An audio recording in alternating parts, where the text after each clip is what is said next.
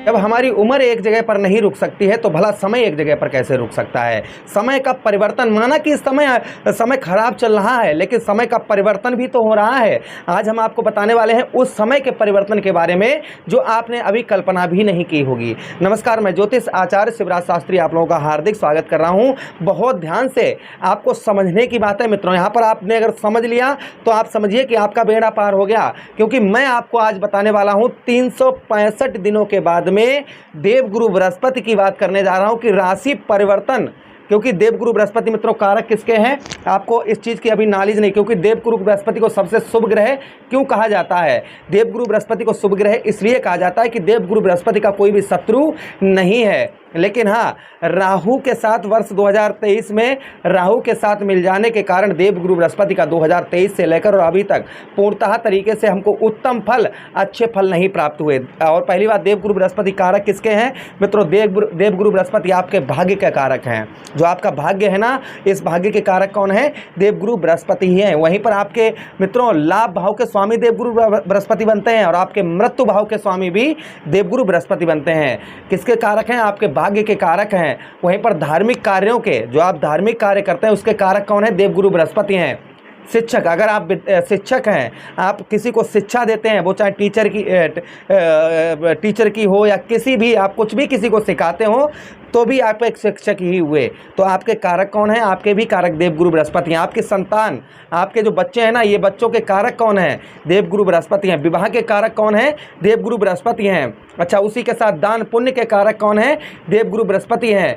धन के कारक कौन है? देवगुरु बृहस्पति हैं। तो इन सब के कारक, इस संसार में जो चीज़ें चल रही हैं उन सब में जिस चीज़ के कारक हैं उसके बारे में हमने आपको विस्तार पूर्वक समझाया। आप समझिए, आपके 2 भाव के स्वामी आपके जीवन में उस भाव के स्वामी हैं जिस भाव में आपको सफलता प्रदान होती है, आपके जिसके लिए रात दिन मेहनत करते हैं और आप सोचते हैं हमारा ये कार्य हो जाए, हमारा ये काम हो जाए, तो वह किसके हाथ में है? वह देवगुरु बृहस्पति के हाथ में है।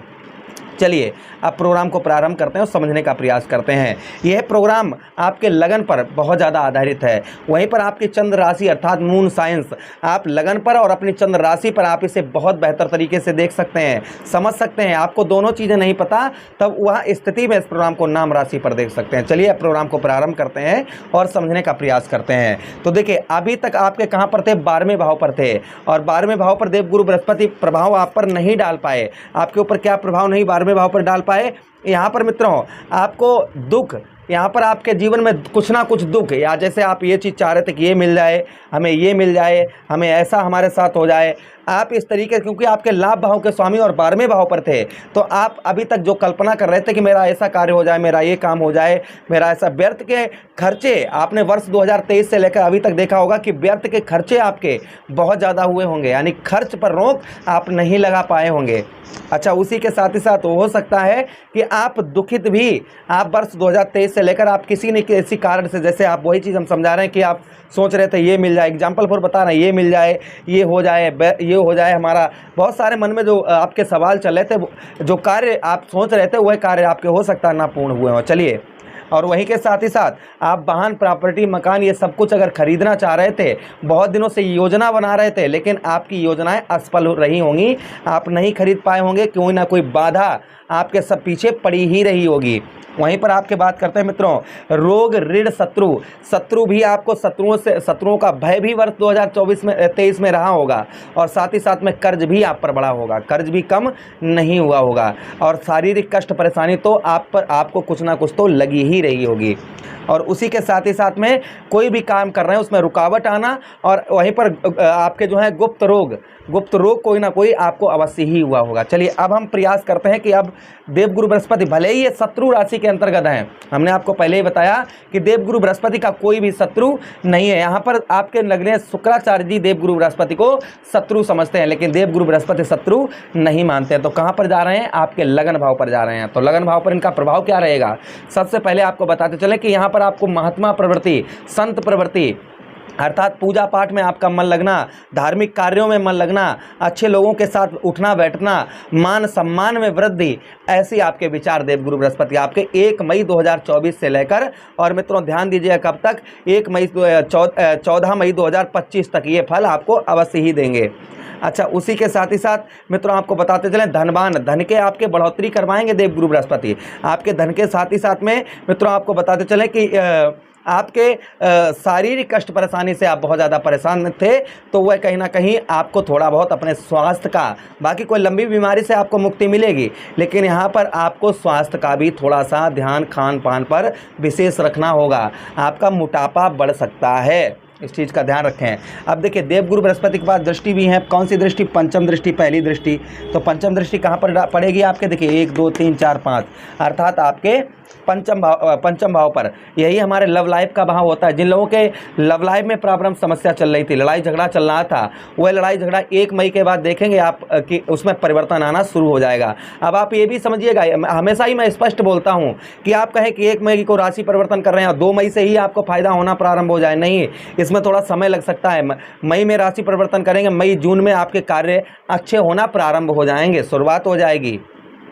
अच्छा, उसी के साथ विद्यार्थियों के लिए बढ़िया पढ़ाई, क्योंकि ज्ञान के कारक कौन है? देवगुरु बृहस्पति हैं। तो विद्यार्थियों के लिए अच्छा, पढ़ाई में जो मन नहीं लग रहा था वह मन लगना प्रारंभ हो जाएगा। पढ़ाई में आपको सफलता अवश्य ही प्रदान होगी। अच्छा, उसी के साथ ही साथ पंचम भाव संतान का भी होता है। संतान का भी सुख आपको प्राप्त होगा। संतान, अगर आपके कोई संतान नहीं थी, आप प्लानिंग बहुत दिनों से कर रहे थे, तो कहीं ना कहीं आप नोट करके रख लीजिएगा कि वर्ष 2025 आएगी और मई तक आपको कुछ ना कुछ खुशखबरी आपको अवश्य मिलेगी। अच्छा, उसी के साथ ही साथ में आगे बात करें कि पेट संबंधी रोगों से आपको सावधानी बरतने की आवश्यकता रहेगी। पेट संबंधी रोग आपको परेशान कर सकते हैं इस बीच में।